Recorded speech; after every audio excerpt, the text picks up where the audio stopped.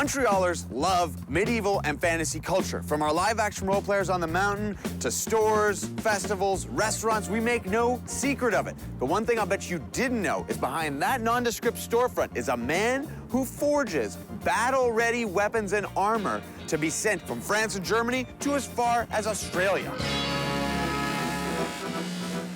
Aiel Azarat opened the Dark Sword Armory here in Dorval back in 1996. He's quickly built a reputation as one of the very best bladesmiths in the world. How does somebody in the 21st century decide that they're going to be a creator of battle-ready weapons? When I was 8 years old, my mother brought me to see Excalibur. I just found a great interest in the armors, the swords. When I was a kid, I would have done anything to be a Ghostbuster, but I'm gonna be honest with you, I'm not a Ghostbuster right now, as much as I wanted to be. Whereas you saw Excalibur, and you said, I'm going to do the most that I can to bring medieval culture into the 20th century and now the 21st century. It's something very different. Why do some of us want to play cello, piano, whatever, paint? As far as I'm concerned, all of those are art forms. This is historically accurate weapons. What we traditionally think of as the medieval sword, it would be something like this. So, 11th century, typical Norman sword. So the purpose of the medieval sword was not necessarily to cut, because no matter how sharp your sword is, it will never cut through steel. So this was used to break through the armor, cut right through it, or use the tip to thrust in the openings that already exist. Under the helmet on the sides, under the armpit, or, you know. That's terrifying. So tell me something, how much does it cost if somebody wants to walk away with one of these or one of those? Average of about $350. So it's relatively affordable. Yes. We're here in the workshop area of Aiel's office, and this is the forge itself. This is where the metal gets heated up and turned into manipulatable steel. And what's the temperature? 1100 Celsius. One thing about blacksmithing is that you have to gauge the color of the steel to know when it's ready. Once it becomes red like this, that means that the temperature is just right to start forging. First thing I'm gonna do is prepare the tip. It feels so hot, like I can feel the heat coming. It's very hot, yeah. So how much time do you have? About 5 minutes, a little bit less. 5 minutes, so it's painstaking. See? Now, already, I would need to put it back in the forge. How long does one sword take? For one blade, it would take approximately 2 weeks. 2 weeks for one blade? Correct. Okay. How would you describe what I'm about to do? Forge a blade. I'm gonna forge a blade. No big deal. Like that. Correct. I can feel the heat right through the glove. Hold your hammer over here. Oh, yeah. You really get some aggression out. Just try to keep a rhythm going. Trying to keep a rhythm and stay loose. Stay loose. It's already too cold. I missed the sweet spot. Making one of Aiel's swords is clearly not my cup of tea. But doing battle with one? Time to find out. This is it. All right, you can see the sun coming off of there. You're quite courageous, actually. There you go. I'm courageous.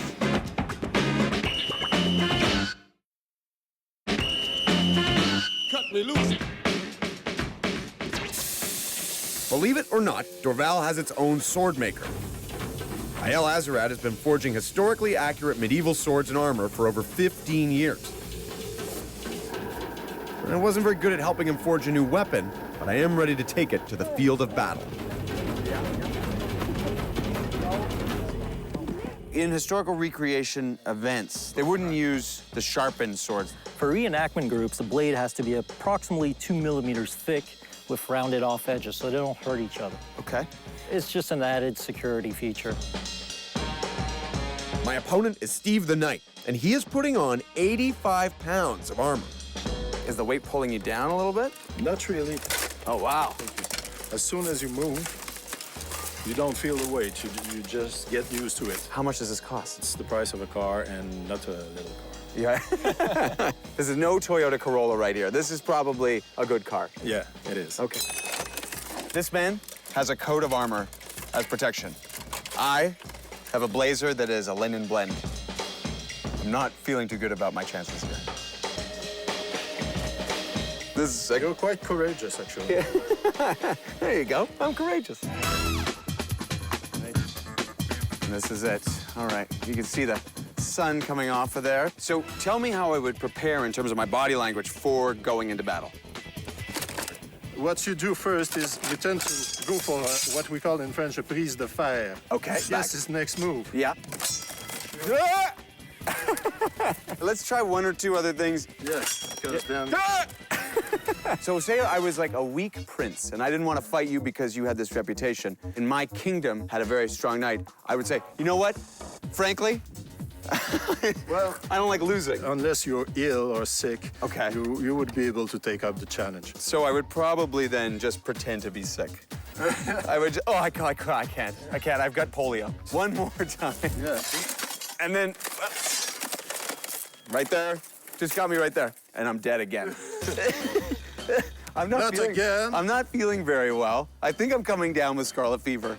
But I've asked somebody to come into my place here. So Ayel, I'm gonna give you back your blade.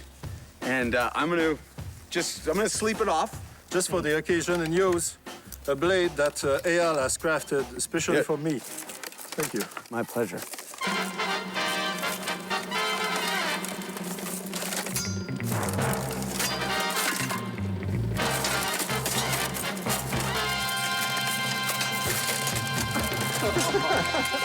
That's absolutely terrifying.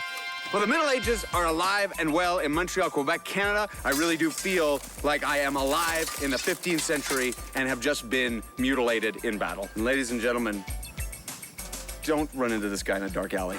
Seriously, it's terrifying.